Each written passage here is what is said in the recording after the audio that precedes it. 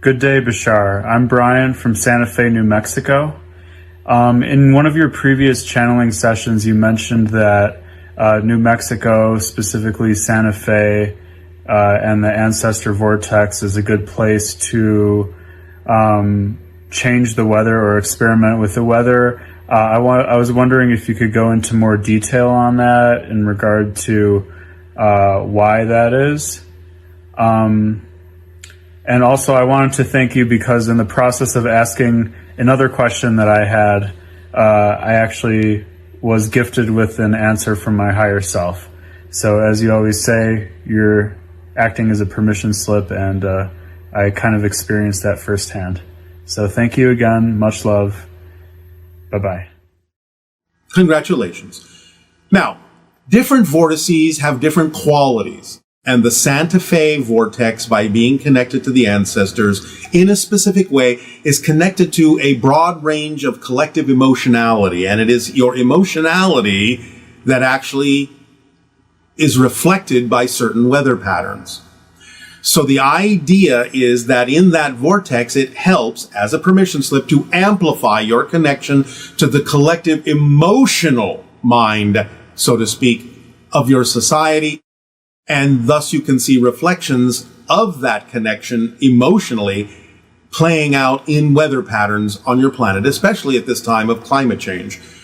There are many chaotic things going on your planet, and therefore the climate is reflecting that. Hi, Bashar. Good day, good day. Thank you for sharing your knowledge and wisdom with us. It is our passion and our pleasure to do so. So I've been passionate about the science of path of least resistance in relationship to the science of synchronicity, flow state, and play and playfulness. Yes, well, they're all interconnected and part of the package of acting on your passion. Yes. So a few years ago, in 2017, some of our neuroscientists showed that we are hardwired to follow the path of least resistance. Yes. And the same scientists, along with some other people, have written about it, that how we need to kind of manipulate this quote-unquote lazy nature. So I think that there is a misunderstanding about the path of least resistance. There is a misunderstanding because it has nothing at all to do with laziness. Yes, because they don't know who we are and how we are supposed to operate, and they don't know about the higher self, right, and formula, and they don't. They think that, They don't. So they are mislabeling the idea or the notion of the path of least resistance. It simply means that as you follow that, your life becomes more effortless. You're more capable of accomplishing things. You can do less and get more. It's not laziness, it's efficiency. Right. And the more I learn about our hunter-gatherer ancestors, I realized, based on your teachings, that they really followed, or those who still live, they really followed the formula. Yes, of course. And live on synchronicity, right? It's built into nature. The idea simply is just like nature. It actually, if your scientists are really observing things, nature uses the least amount that it needs to use in order to accomplish something. So again, it's not laziness, it's just energy efficiency. Yeah.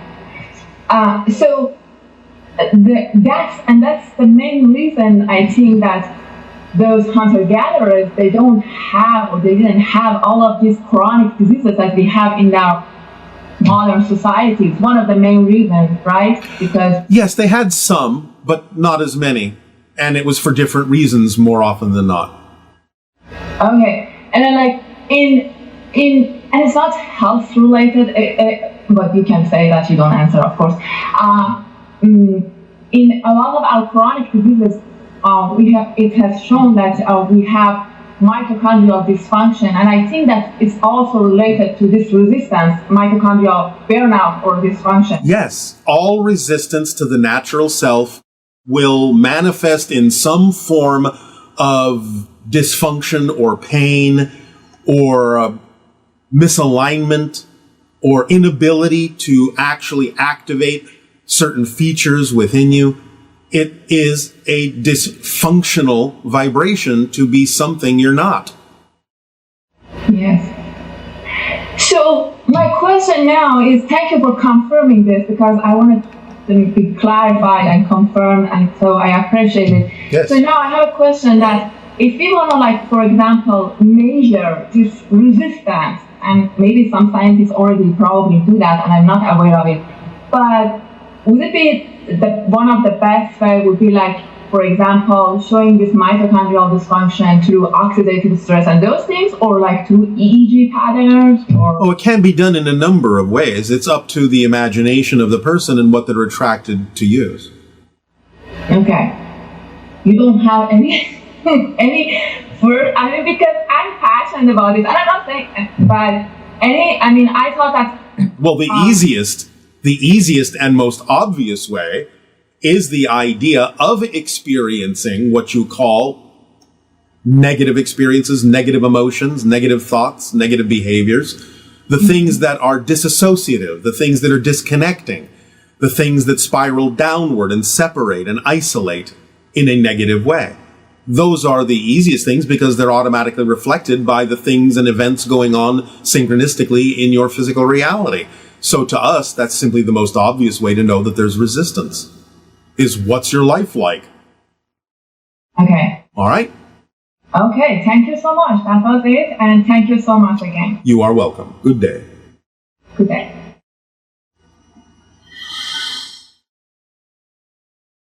Hello, Bashar. Good day. This is Miguel from Puerto Rico. I have a question about the window of contact. Now, from 2033 up until 2040, is that contact with the Yael? Or is that contact including the third hybrid race, which is the Sasanis, contacting us? Or if there is another window that you can share where the Sasani people will be more closely interacting with people on Earth. And my second question would be, is there even another timeline that you can share where the contact is much closer? It will be with basically anyone who wishes to interact with you guys. If we are on the beach, if we are in our backyard, or wherever we might be, and we see crafts or being, and we could just have a conversation. When could that be in a possible, probable future? Thank you. Good day. First of all, the timeline is not 2033 to 2040, it's 2023 to 2033 or 40. So that's a large window of time in which different kinds of open contact with different extraterrestrial beings can begin to happen slowly at first, probably in more isolated areas at first, until such time as your people get used to the idea and are more vibrationally compatible with the idea of open contact. Somewhere between 2023 and 2033, you will have open contact, not necessarily with the Yael first, but with another extraterrestrial being. But the Yael will be the first hybrid species to have open contact at the time when it is necessary to start bringing the children permanently to live among you on Earth. Sometime in that window, in those 10 years, 2023 to 2033, that process can begin, not end, but begin. Then, from 2033 to 2040, more likely that many other extraterrestrials, possibly including ourselves, will be able to interact with you along with many other beings. Certainly by 2050, you will have met many different extraterrestrials, including many members of our society, most likely. But the probabilities are always fluctuating a little bit, therefore we cannot be absolutely precise, because we will have to see where you are at any point in that window to determine what is appropriate for that particular moment. Hi. Good day. Thank you so much for talking with me today. It is our passion and our pleasure to do so. Thank you as well. I'd like to talk about a situation I have where I am highly sensitive to sound, hypersensitive to even small sounds. I'd like to know first what the origin is. I think my mom had the same situation, the same challenge. All right. Again, this to some degree is connected to a health issue, so we can only give you so much information. But what we can say is, as we perceive your overall vibration, the patterns of stress that you have in the past created in your life that lasted a long time have affected the nervous system in that area in a way that has stripped its buffering mechanism away to the degree that you are now hypersensitive to all vibrations that are sonic. So does that mean that as the stress I'm currently experiencing subsides, then this might be alleviated? If you can alleviate all the stress in your life by changing your outlook, your perspective, and your belief systems on every situation where you choose to experience stress, it's possible by the inclusion of certain substances within your body that are natural that you can rebuffer your nervous system so that the sensitivity will diminish. Wonderful. Thank you. That's very helpful. All right. I recently had an experience where there was banging on my wall between my bedroom and my office, and it didn't come from my neighbor or any source that I could detect. No, it came from you. It was from me? Yes, another aspect of your overall consciousness attempting to get your attention at that particular moment so that you would focus on different things. Because my internet went out right after that. Again, that's not unlikely when you are dealing with a surge of consciousness energy. It can affect electronic devices. And again, shutting down to get you to pay attention to other things. Okay, thank you. Yes. Can you clarify the difference between hope and expectations? Well, again, there may be many interpretations of this, even among your own people. Hope is a state of being that can be used in a positive way to remain in a positive state and fulfill the fourth requirement of the formula. In other words, remaining in a positive state so that you can gain the benefit of things. So hope as a state of being can be equivalent to that idea. At the same time, on the negative side, hope can also be the idea of a doubt that something will happen in the way that you prefer it to happen. I hope it happens, but I'm not sure. So it just depends on how it's being used. And the idea of expectation can be more of a hope that also carries insistence with it. I hope this happens in exactly this way because it must. Okay. If planet Earth is a holographic universe, can you share who or what species is co-creating that with us? Anyone that's aware of the idea of Earth, of course. Otherwise, they wouldn't be aware of it. So it's a number of different species, of ET species, working in this holographic universe with us? Well, yes, when we tell you that you have connections to Sirius, or connections to the Greys, or connections to any other extraterrestrial, those connections are representative of the fact that they're aware of you, and that means they're co-creating the idea of that relationship in their reality too. Otherwise, there would be no awareness, there would be no connection. And is there a purpose for having this holographic universe to communicate with us, to bring us to being the sixth hybrid race? Is there a purpose to the holographic structure or a purpose to the connections? Both. Well, of course, the holographic structure is just the structure of existence. That's just the way it plays itself out in physical reality. So it doesn't need a purpose, that's just the way it's structured. But you can use it holographically to know that everything is accessible from any point, and therefore allow yourself to see distance as an illusion. You mentioned recently that there's a mothership not far from our planet right now. It's not a mothership, it's a space station. Space station. Is that involved in this this experiment or this? I suppose you're missing the point here. Anyone that is aware of the idea of Earth is involved in the co-creation of the reality that you're experiencing by being aware of extraterrestrials that are aware of you. Is that not clear? No, I got it. I understand. All right. Thank you so much. I'm grateful. Thank you. Good day. Good day. Hi, Bashar. I have some questions about Christina von Rijn, the Swiss girl who is born with an expanded state of consciousness and is constantly in communication with source energy on all levels.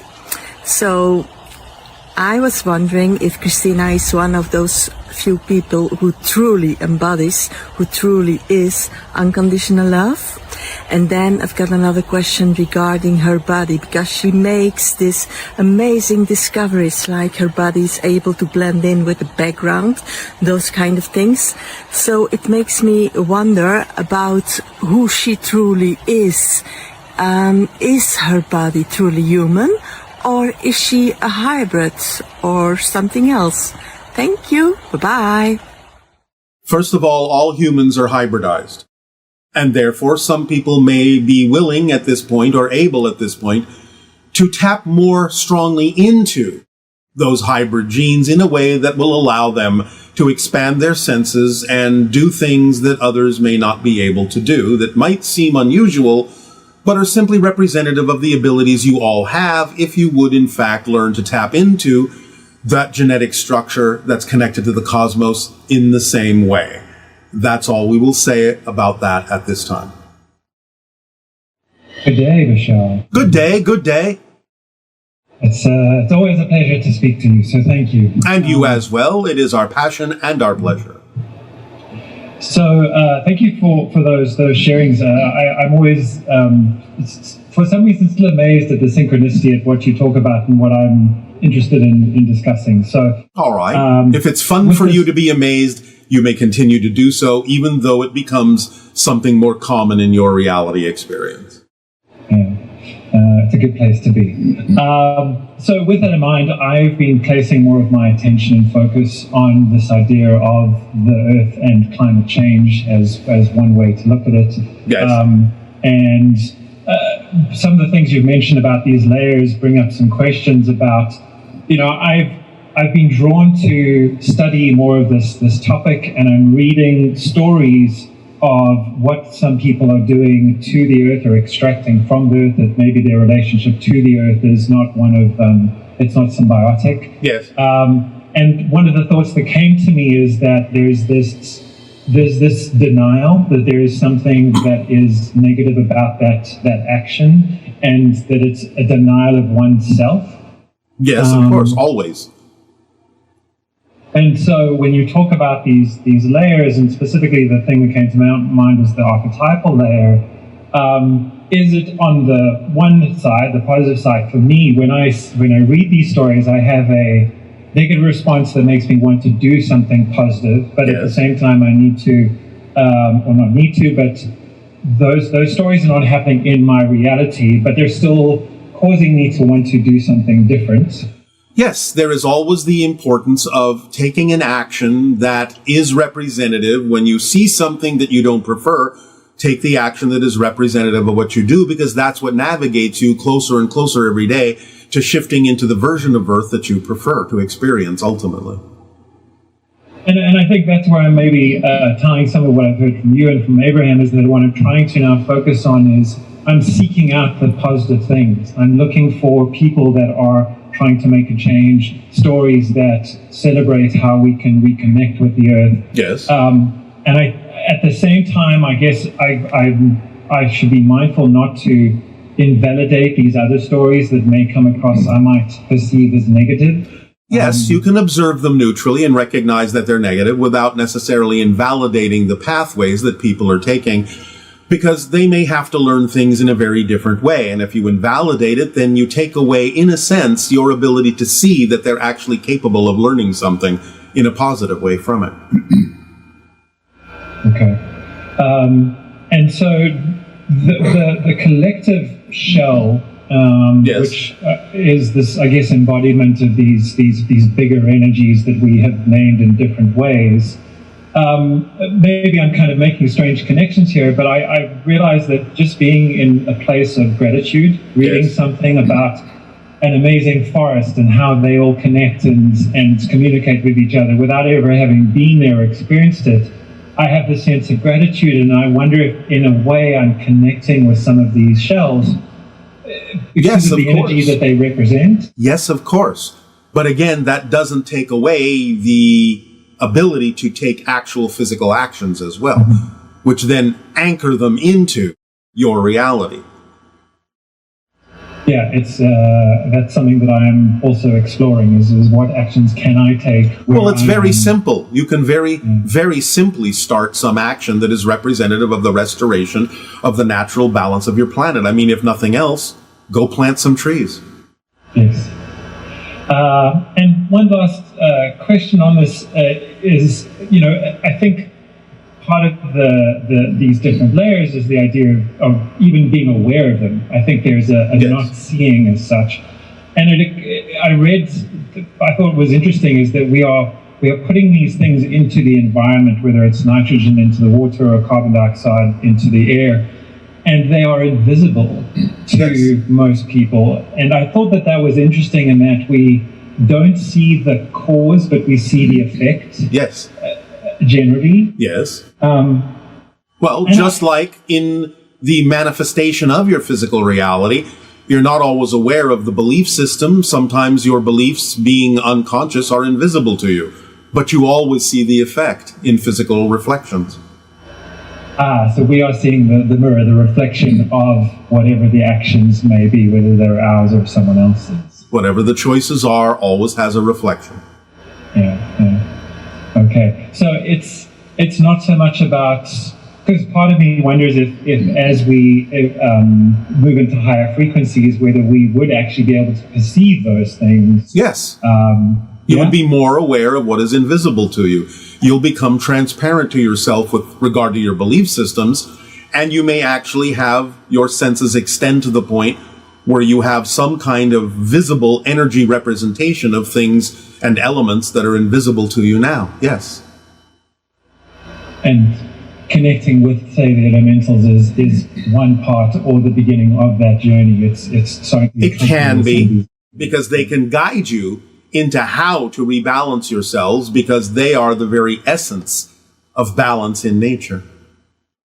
And this is, I think, I mean, I know the answer to this question, but I have doubts in it, and I know I said it was my last question, in that I don't believe I've ever seen an elemental per se. I feel a lot more connected with nature and the environment more recently than I have in the past. Yes. And I still have gratitude for these things that I may not perceive immediately. Yes. But I guess there's a part of me that wishes that I were able to have an experience that I could say I truly believe or saw. All right. Something along those lines. Well, again, it's more likely when you actually balance all the energy within yourself by taking the actions that are actually representative of the energy you say you prefer, thus allowing all levels of you to work and move forward in balance.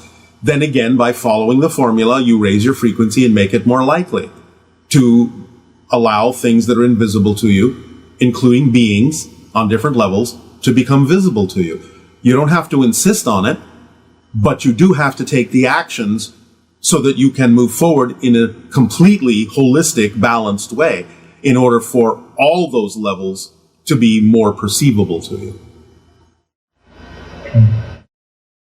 So the paradox is you have to take more physical actions on the energy you prefer in order to see the non-physical things more clearly. And would choosing not to share this aspect of myself with those around me be a way of getting in the way of that alignment? It depends. If it's not appropriate to share something with someone you know simply doesn't think that way or believe that way, it's not about trying to convince them, so it's not like you have to share. But the idea is to make sure that you are moving forward towards something rather than avoiding something that is actually something that could help you. But you have to make that determination yourself. What's appropriate and what's not. Bashar, as always, thank you so much. Much love. You are so welcome. Our unconditional love to you as well. Good day, dear Bashar. Arthur here. We are tapping into what we are the vibration of, as everything is here now. And I understand that each and every one of us is that permission slip in and of itself. Could you please share with us the mechanics of storing energy outside of yourself in order to be able to access it then later at any given point in time? Thank you very much. Ha, Atu, and Aveo. There is an electromagnetic field around you made of spinning electrons. You can, in many ways, and do in many ways, store energy slightly outside of your physical form there and can draw upon it later when you become more aware of how to make those electrons spin harmoniously, when they spin at the same rate all the time. Then they can act as a kind of a dynamo or a wheel, in a sense, that will store energy that you can tap into at another time. How are you doing, Bashar? Perfect, and you? Perfect. All right. A couple questions for you. Yes. So my first question is that, in general, I'm living a very passionate life that I very much enjoy. There are a few aspects of my job that I sometimes wish were different, and sometimes I get frustrated when thinking about them. Can you make them different? What was that? Can you make them different?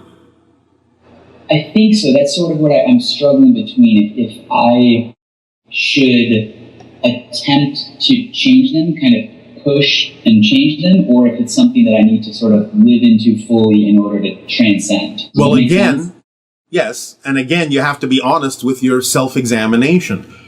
Are you the one dampening the excitement that could be in those portions of your job because you have certain belief systems that are not allowing you to figure out how to do them in a more exciting way?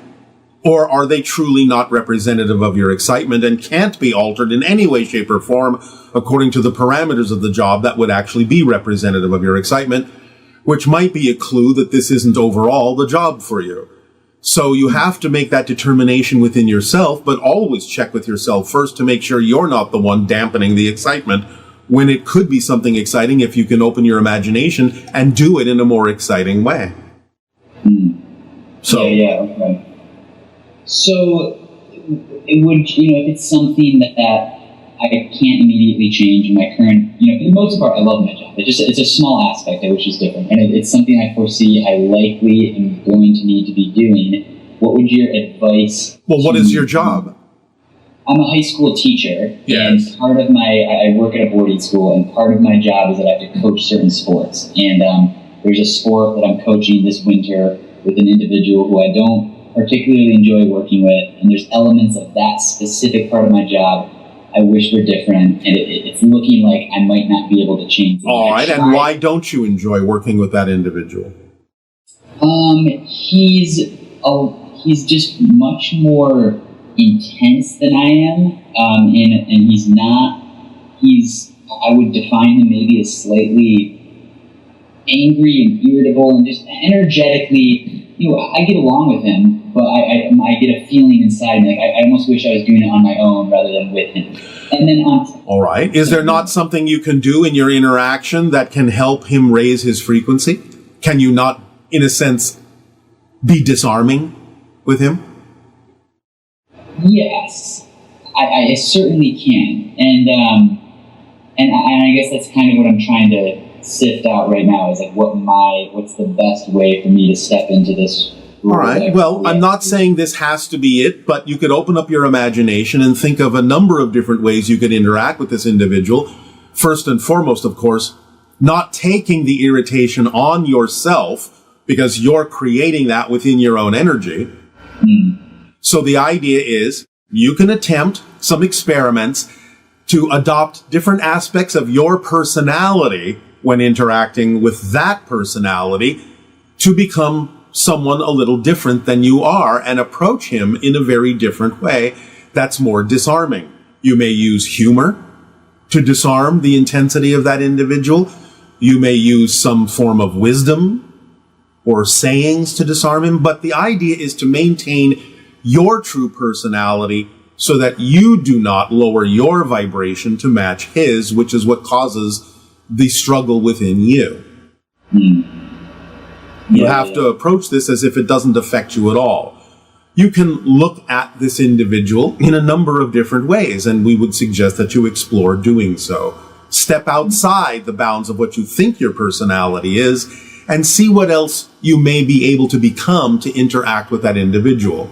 Become a little bit more like a chameleon and shift in whatever way allows you to feel the way you prefer to feel, while allowing a portion of your personality to interact with him in a different way that may allow him to let go of the irritations and anger that he may be experiencing. And you can also have heart-to-heart with this individual, if you haven't done so, to let him know how it is he may be coming across, which he may not even understand. Have you had a heart-to-heart conversation with this person? And to be fully clear, like, he's just one aspect of it. The other aspect... I don't care. Don't avoid the question. Have you had a heart-to-heart with this person? No, I have not. Why not? What are you afraid of? I guess it just didn't... Do you remember that we have said that communication is one of the forms of abundance? Yes. This is exactly why. When you can clearly communicate in a loving way what it is that you perceive is going on, you may actually be capable of using that form of abundance to allow the other individual to have an opportunity to change themselves. Not that they have to, not that they will, but at least give them the option, give them the opportunity by allowing them to know how you are perceiving them, how others may be perceiving them. And therefore, they may not even realize how they're coming across, but you can give them an opportunity to know so. Again, doesn't mean they'll change. And again, it doesn't mean you have to feel affected by it.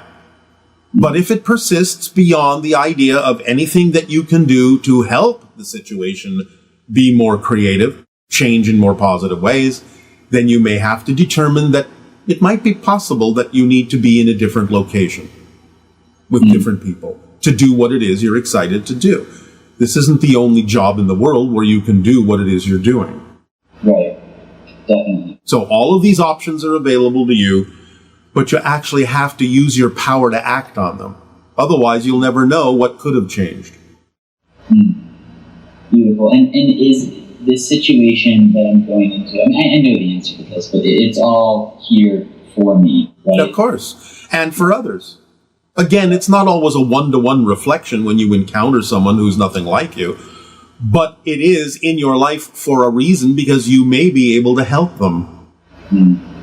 Yeah, beautiful. Okay, I have one or two more questions, if that's okay. Yes. So I'm wondering if you can explain what is happening, like, energetically in my consciousness or one's consciousness when I experience feelings of guilt or unworthiness. What is happening to my consciousness when that's going on?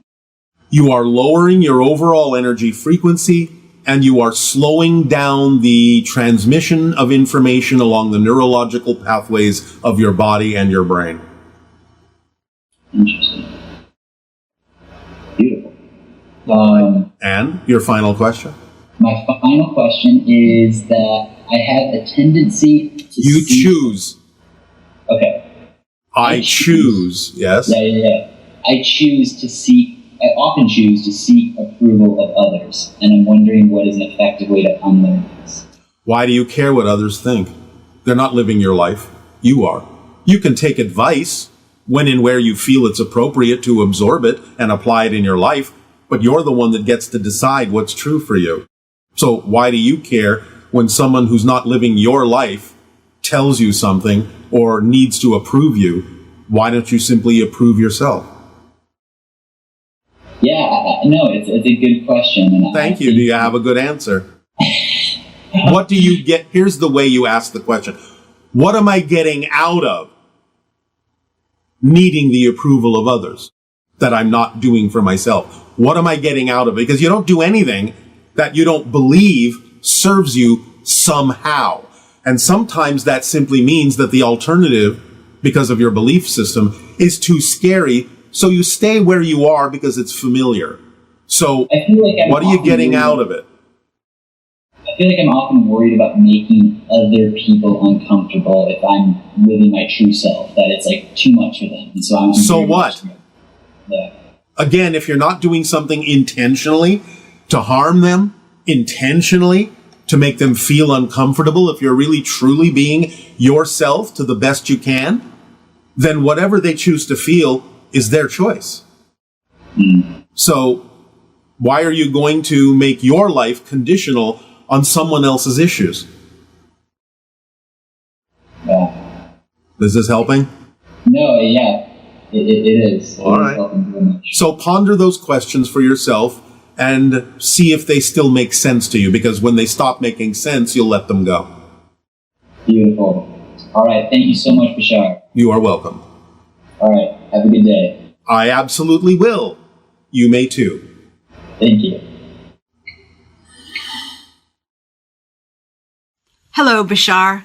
My name is Shauna, and I live in Salem, New Hampshire.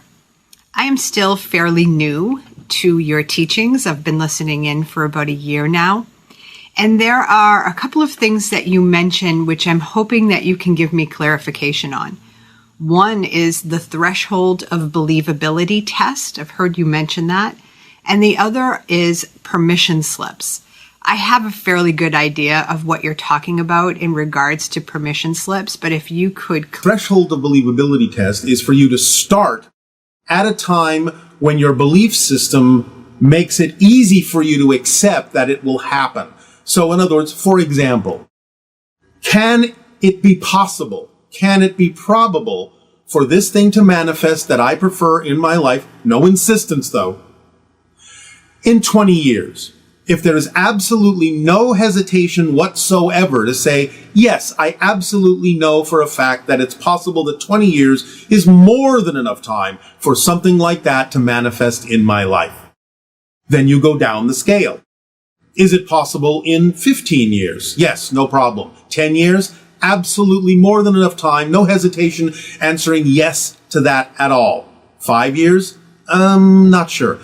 As soon as there is hesitation, that's how long it will take with your present belief system.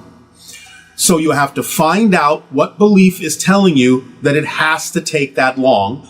And if you find that you can change that belief by identifying what it's telling you and changing the story behind it, then you take the test over again. 20 years, no problem. 15 years, no problem. 10 years, no problem. 5 years, absolutely no problem. 3 years? Well, if you hesitate again, even for a fraction of a second, now that's how long it will take with your present belief system. So look again at why you believe it would take that long for whatever reasons you're creating, and see if you can change that belief in a way that you actually know for sure that that's a way you can change the belief. You can't fool yourself. You have to really know that that's simple and it's easy to do. And you keep going down and down and down until you can go down and change anything no further. That's how long then it needs to take in order for you to experience the physical processes necessary for you to fully appreciate it when it manifests, because it will probably take a little time. Some things can happen more instantaneously, but in most cases you will need a process so that you learn what you need to learn, so that by the time that thing happens, you'll be able to handle it in the best possible way that serves you. So that is the threshold of believability. Now, a permission slip is simply any technique, any tool, any ritual, any object, any discipline, anything in physical reality that you believe will help you become more of who you are, because you're attracted to use it because you believe it aligns with your belief system and will actually allow you to circumvent that belief system to have a broader sense of what is possible for you. So if you're attracted to ideas like astrology or crystal ball or tea leaves or anything like that, or a particular religion or what have you, or an object of any kind, it's because you believe it will help you do what you need to do to make the changes that you need to make. Now, of course, you're making the changes. The belief system and the permission slip, in that sense, are working hand in hand to make it seem easier to accept the change within yourself, but they're not actually doing it for you, the permission slip. It's just a way of saying, with this assisting me, I believe I can change. Ultimately, you realize you are the actual permission slip, and you can change in any way, shape, or form that you prefer to at any time without necessarily needing a ritual or an object to make it easier for you to do so. You good day. I am grateful in my story that we're all here together. All right.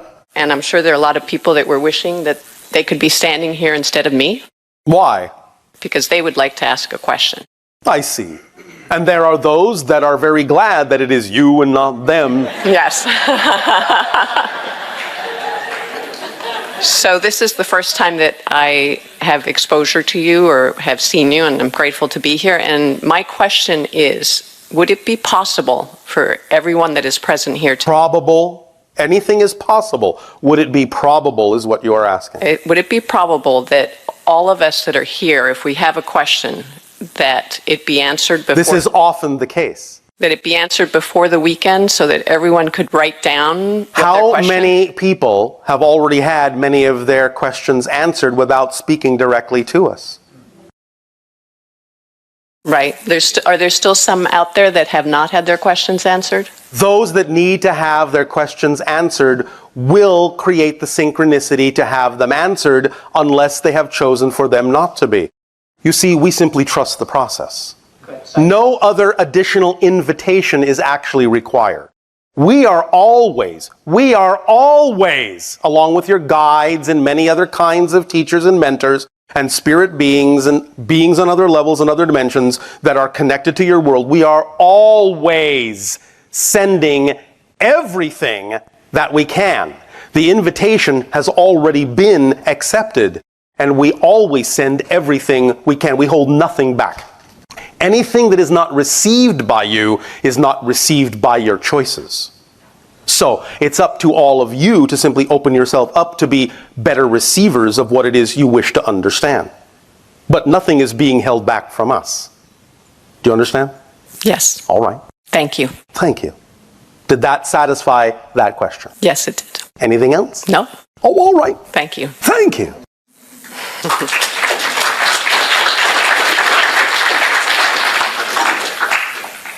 Hello, Bashar. And you good day. I was curious to hear what beings on your planet are learning right now, and if they have any consciousness-raising tools and techniques that they use to raise awareness. We simply act on our highest joy. It's the only tool we need at this point. We are learning many things right now, all the time, constantly. We are learning right now how you will transform whatever situations and circumstances you have created for yourself. We are learning many different things about many other civilizations at the same time. We are learning many things about ourselves simultaneously. What are some of the things that you teach and share with beings that are more evolved than humans? More evolved. More evolved. Differently evolved? Beings that experience less limitation. Oh, all right. Again, the idea is that there are many beings that experience less limitation that have actually never experienced limitation in your way at all. By sharing with them how you have chosen to experience the idea of limitation and also simultaneously chosen to transform it, they recognize, they learn that such limitation can be transformed. And thus then they find that your planet is a very good teaching tool, because the great degree of limitation that you have placed upon yourselves and yet been capable of transforming makes you a graduating class of masters. And thus then they can see that if you can do that, then anything that they desire to transform would be child's play by comparison. Okay. That's one thing.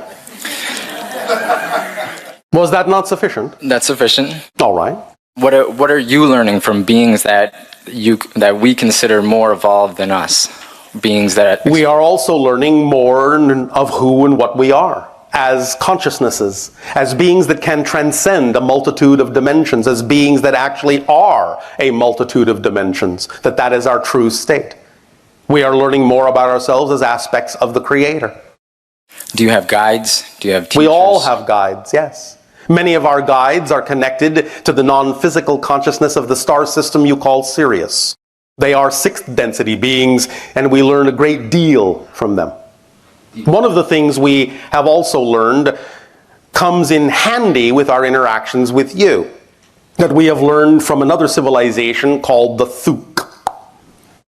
The idea is that the Thuk had the natural ability, when you were talking with them, when you were meeting with them, to seem well, I'll just say relatively normal in that sense.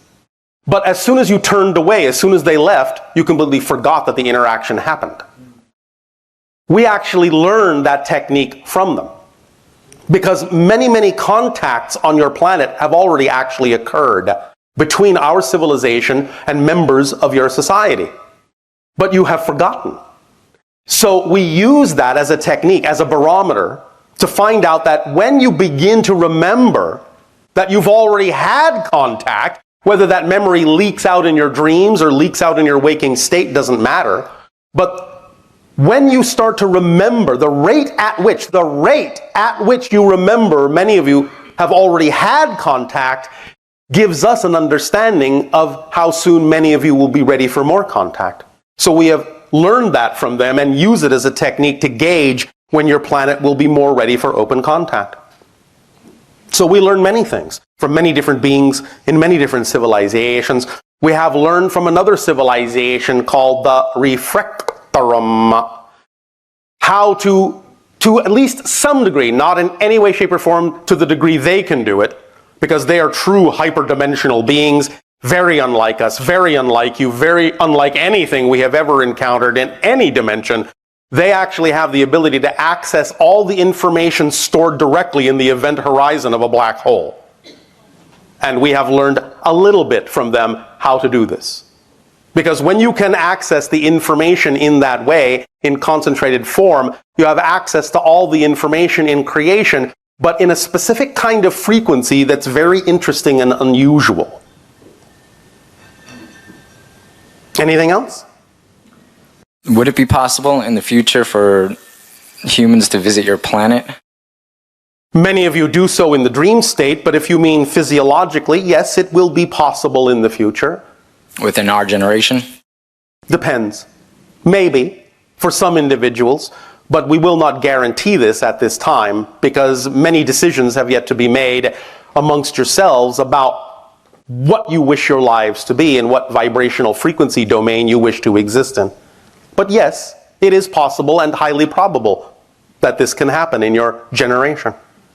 Since there will be the likelihood of open interaction between Earth and extraterrestrial beings sometime between, most likely, the years of 2025 and 2033, the beginnings of those kinds of experiences can be laid down then, and perhaps within that time frame or shortly thereafter, such visitations can occur in the flesh.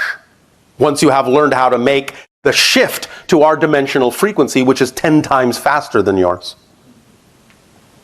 We don't want you to burn out and get lost in the transition. Okay, thank you for your time. Thank you for your timelessness.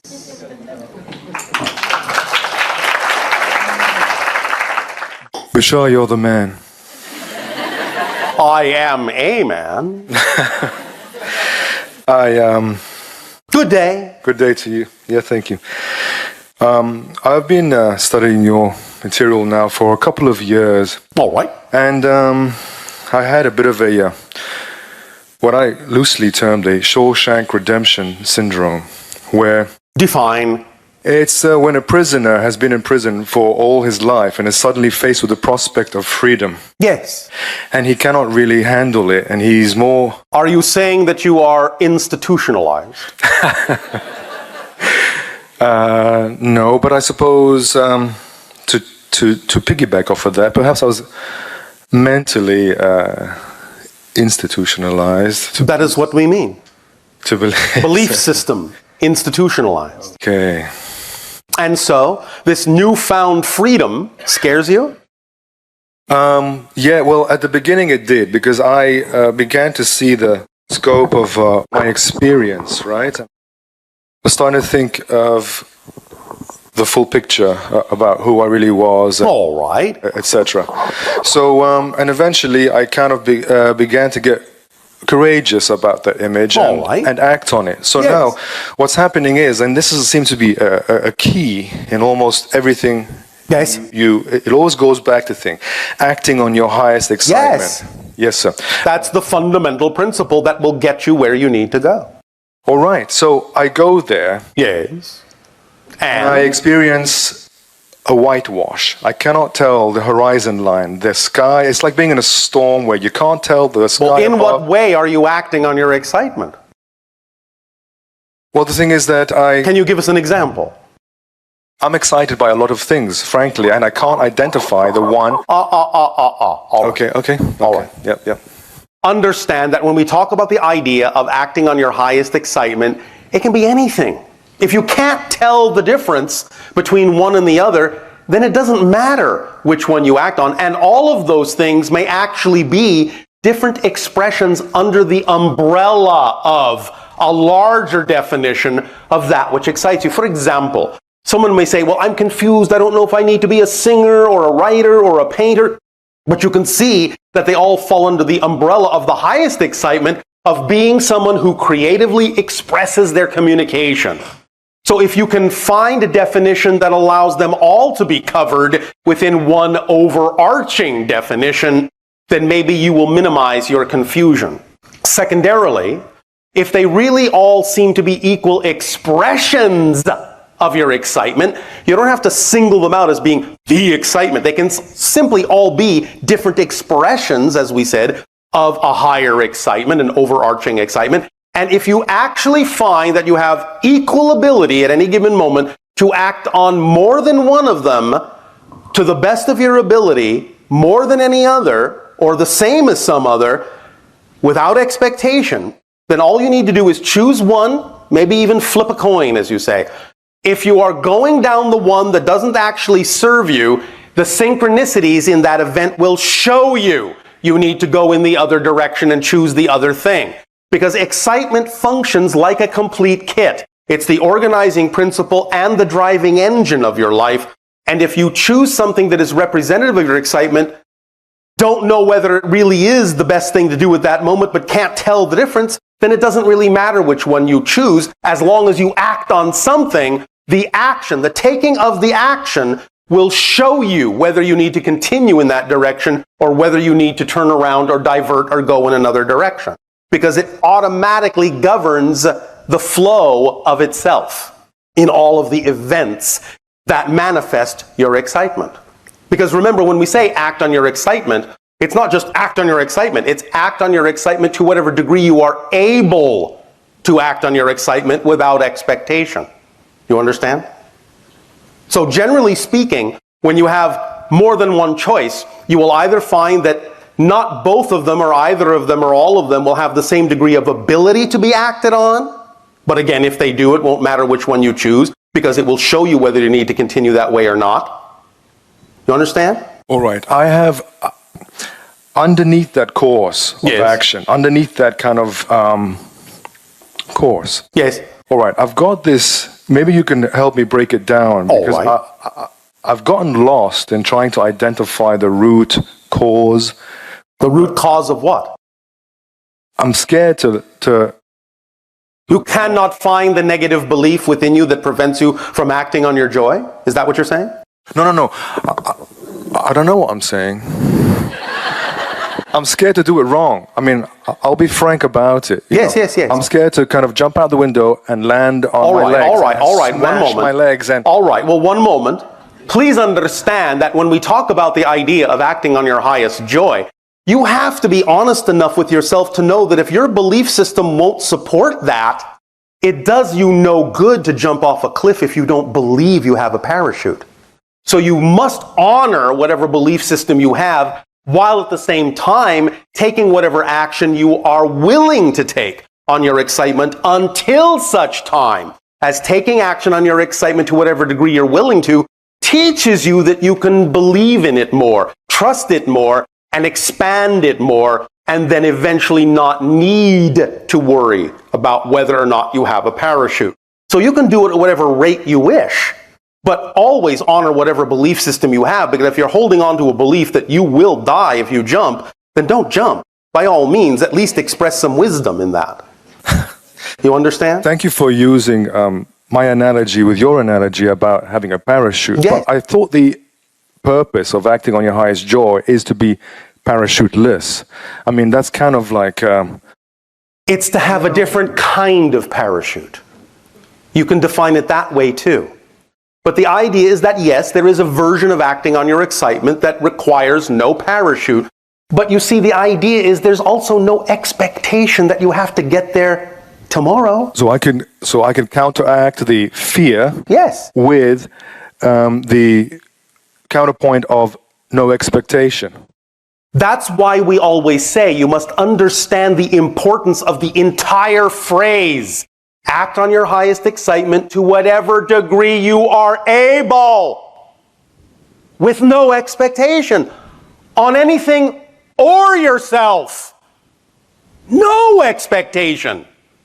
So if you find you still have a belief system you're holding on to, even if you don't prefer that belief system, but it's making you go at a pace and at a rate that you know may not be your ideal preference, but that's the best you are able to do at the moment, please don't add negativity to it by judging yourself as coming up short just because you're not changing faster. Oh, that's right. I don't judge myself as coming up short. No, I don't do that. Of course, that's what I do. Yes, Bashar. I know. So, the phrase must be taken in both directions. And you must understand the expanded definition of what we mean when we say, act on it to the degree you're able to. It doesn't just mean opportunistically, it means within your belief systems. Because if you have belief systems that you haven't yet let go of, then that's as far as you're able to act. Period. Fair enough. For that moment. The paradox is, as soon as you accept that that's all right, you'll probably break through them very quickly. The reason you may be, in a sense, stumped or limited to a certain point may only be because you think you should be farther along. Yeah, I mean... Well, then you're adding to that limitation. So the idea is that as soon as you are kinder to yourself, for whatever beliefs you have, for whatever limitations you still have, as soon as it's all right to have those limitations for the moment, you will probably let them go, because the only lesson you may be learning is to be all right with whatever limitations you may have. And once you learn the lesson, the limitations are gone. They may only be there for the purpose of learning to accept them. And once you accept them, they've served their purpose and they'll vanish. Well, you make it sound so clear. I understand it now, but... I know. I make it sound simple, and I know a lot of you like things to be more complicated. I apologize. I wanted to ask you something that's related to this. If you get caught in like a catch-22, so you're expecting, you're saying, oh my God, I'm going to go to your mirror analogy between you can't make the mirror smile, you've got to smile yourself so that the mirror reflects the smile. Yes, all right, so but you can't expect it to. Okay, so you're caught in this thing where... Why are you caught? Well, in this model, right, you've already spiraled down into the negative feedback of already... expecting the reflection to smile first. Or expecting... Oh my God, things are so bad, so you get things are so bad. Oh my God, all right. You're in a negative spiral. So I get things are so bad. All right. Oh my God, you remember the sacred mantra, right? Yes. Spiraling down to the depths of despair is a very good time to remember the sacred mantra. So what? Lighten up on yourself. Even when you're in the depths of despair, laugh about it. It's a funny place to be. So... are you saying, I'm going to hold you to this, are you saying that so what actually breaks the momentum of that downward spiral? It can. Okay. Unless, of course, you want to heap more negativity on it. The point is, you're in control at every stage, even though you may have created the illusion that you're not. If you know it's an illusion, then you can remember to break the illusion at every stage. And there's no catch-up to do? No, change is instantaneous. Climbing up, back. Change is instantaneous. All change is immediate, automatic, and instantaneous, and total. The only reason you don't notice that change is instantaneous and automatic and total and immediate is because you keep changing to things that are so similar looking to the last thing, you hardly notice a change has been made. But when you create enough difference between the changes, then the difference will show you that you've always changed immediately, automatically, and totally. The rate of change never changes. You are now passing through billions, shifting through billions of parallel realities every second. But you don't really notice it because the parallel realities you're shifting to are so similar to the one you were just in that you hardly notice except what you call a slow passage of time. But you're actually shifting literally from parallel reality, from parallel reality, from parallel reality to parallel reality billions of times a second. When you create a greater degree of difference in the next parallel reality, you'll notice that the change has always been instantaneous. So what is the force that slowly, imperceptibly pulls you from a good direction, excitement, you got something going on, and slowly you start sidestepping towards the other thing and suddenly you wake up one morning and you're saying to yourself, where am I? So what is it that this narcotic thing that takes over or pulls you? I see. All right, I understand. Yeah. I understand. More headbanging, sorry. All right. I understand. All right. So the idea that you're talking about has to do with your motivational mechanisms and the belief systems you have attached to them and the things that you have bought into growing up on your planet as true. The idea being is that you have created with certain negative beliefs a kind of inertia. The idea is that any belief, by definition, must make itself seem to be exclusive of all other beliefs. Otherwise, that belief cannot be experienced as a reality. So by definition, beliefs will make it seem as if no other belief is possible, except the belief that other beliefs are possible. So when you have bought into a belief, and that belief doesn't allow for other beliefs to be possible, you will feel the tug of that belief attempting to frame you in the idea that that's the only belief there is. Can you say that again? I'm sorry. I'm sorry to... That's all right.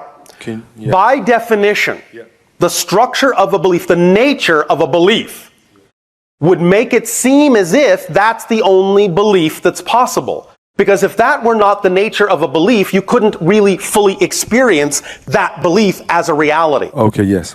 So beliefs, by definition, to some degree, are exclusive of other beliefs, except the belief that other beliefs exist and can be chosen. And you can use that as a key to unlock anything. But you have to allow yourself to know that that unlocking belief always exists.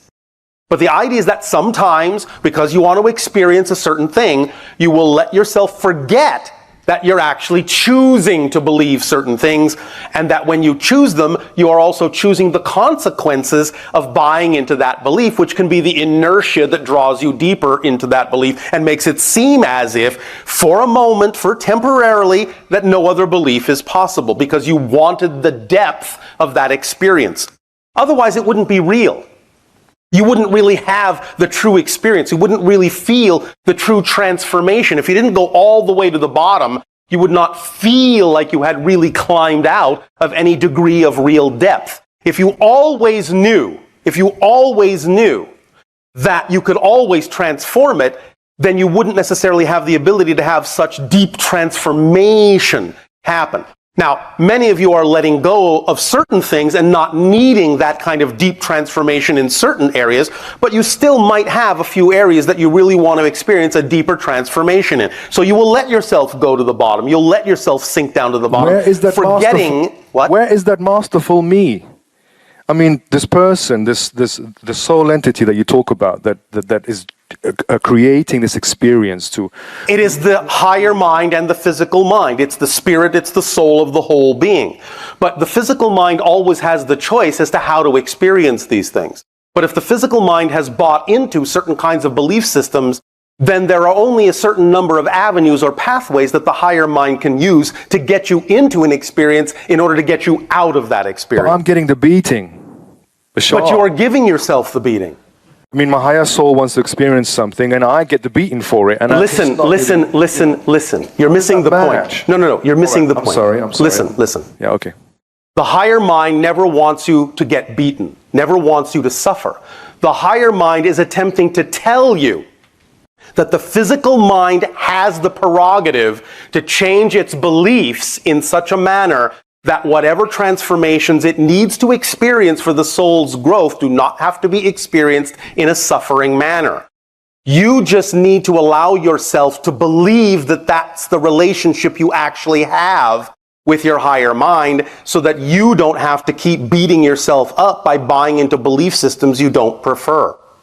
You have the freedom to do that. The higher mind is attempting to tell you you have the freedom to do that, but the physical mind is holding on to those beliefs because of the nature of how you're defining your physical reality and the nature of how you're defining some of the beliefs you were taught. You need to change those definitions so that you're not having such limiting beliefs about yourself or your ability to let go of things. And once you do that, the higher mind will be able to guide you through transformations that will not allow you to feel beat up. So it's not a conspiracy. No. Like the forces are conspiring against me. No, but the point is you can believe that it is, and if you believe that it is, that's how you'll experience it. But you don't have to. Your higher mind is attempting to tell you don't have to believe that. But your higher mind will also allow you the opportunity to believe what you prefer. So it will always encourage you to believe something positive, but it has to allow you to believe something negative because that choice is in your hands as a physical consciousness. So it's up to you to decide what you prefer to believe. And when you align more with the idea that you don't have to suffer, the higher mind will be very happy to allow you to experience transformations in a way that doesn't feel like a beating. All pain is the result of resisting the natural self. So all of the beatings you're experiencing are because you have negative definitions that are resisting the natural self. Find those definitions, identify them, and let them go. You see, anytime you truly identify a negative belief that's out of alignment with your true self, you will see, once you've identified it consciously, you will see that because it is out of alignment with your true self, it will appear nonsensical and illogical, and you'll let it go. The beliefs that are out of alignment with your true self don't belong to you. You picked them up from other people. Your parents, your society, your friends, and you bought into them for one reason or another that you created. When you realize you're carrying around beliefs that belong to other people, you'll realize that you are behaving as a belief thief. You're stealing beliefs from other people. You don't want to be a thief. Let them go. They don't belong to you. Drop them. They're not yours. And when you identify beliefs that are out of alignment with your true self, you'll see they don't belong to you. You'll see they're illogical. You'll see they're nonsensical. They won't make sense. You'll let them go. But you have to be the one to do that. You have to let your higher mind know you're willing to do that. And you have to actually do the work. But that's exciting. Breath in and thank you, sir. Thank you. Thank you very much.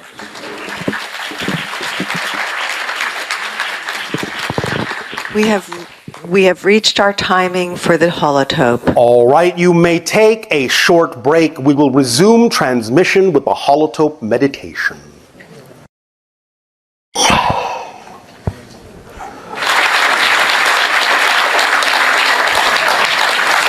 How's it going?